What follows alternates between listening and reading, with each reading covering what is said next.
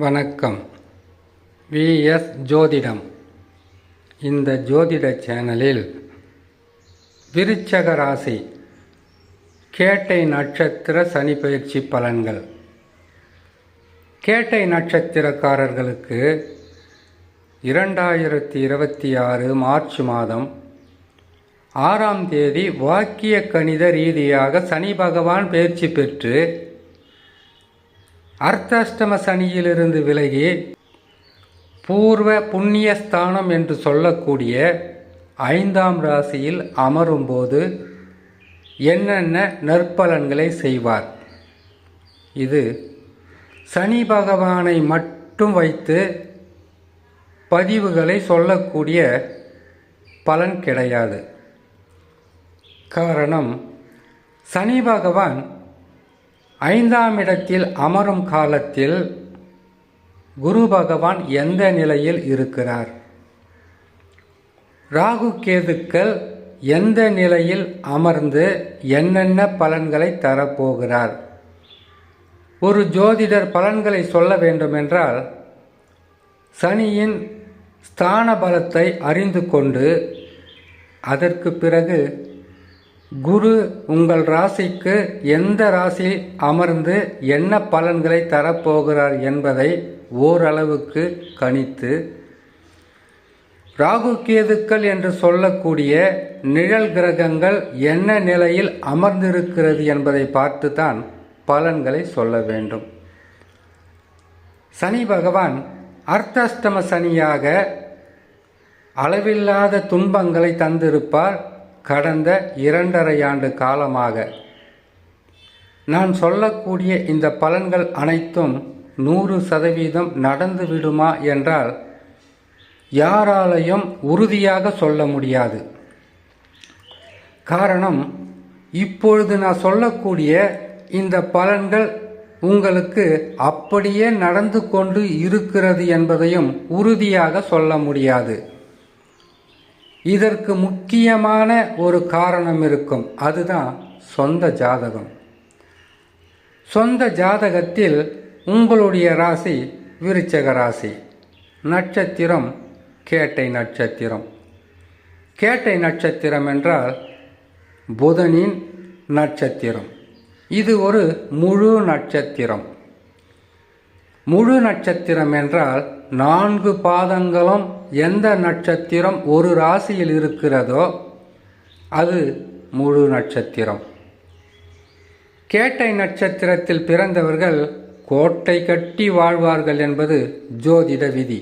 ஆனால் புதனின் ஒத்துழைப்பு இல்லாமல் சொந்த ஜாதகத்தில் அவர் அமர்ந்த இடத்தை வைத்து உங்களுடைய வாழ்க்கையில் எவ்வளவு சிறப்பான பலன்களை எந்த காலகட்டத்தில் பெறப்போகிறீர்கள் என்பதை ஜோதிடரால் கணித்து சொல்ல முடியும். நட்சத்திர அதிபதி இல்லையா, அந்த நட்சத்திரத்தினுடைய அதிபதியே பலமாக அமர்ந்து விட்டால் கேட்டை நட்சத்திரம் கோட்டை கட்டி வாழும். கேட்டை நட்சத்திரம் சேட்டை செய்யாமல் இருக்காது என்பதுதான் ஜோதிட விதி. சரி, உங்களை பற்றி அதிகப்படியாக பெருமையாக இன்னொரு பதிவில் பேசலாம். இப்பொழுது சனி பகவான் பயிற்சி பெற்று ராசிக்கு 5ஆம் இடம் என்று சொல்லக்கூடிய பூர்வ புண்ணியஸ்தானத்தில் அமரும் காலம் என்பது தனலாபங்களும் வருமானத்தில் அதிகப்படியான உயர்வும் செய்யும் தொழிலில் நன்மைகளும் இதனால் வரையில் இருந்து வந்த உடல் நலத்தில் பாதிப்பு விலகுவதும் எதிரிகளும் எதிர்ப்புகளும் உங்களுக்கு நண்பர்களாகவும் உங்களுக்கு துணையாகவும் மாறுவதை கண்முன்னாடி பார்க்கலாம்.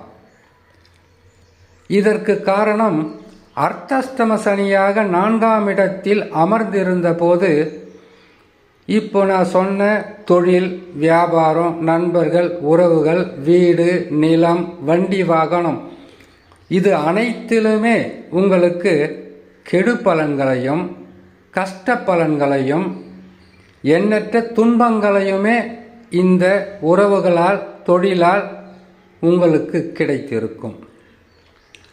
4ஆம் இடத்தில் இவ்வளவு பாதகங்களை செய்திருப்பார். இதற்கு அப்படியே தலைகீழான பலன்களை இப்பொழுது பெறலாம். எதனால் உங்களுக்கு கஷ்டங்கள் வந்தது என்பதை அலசி ஆராய்ந்து நீங்களாகவே ஒரு முடிவெடுப்பீர்கள். அந்த முடிவு இந்த காலகட்டத்தில் வெற்றி பாதையில் அழைத்து செல்லும். இதை சனி பகவான் மட்டும் செய்திருவாரா?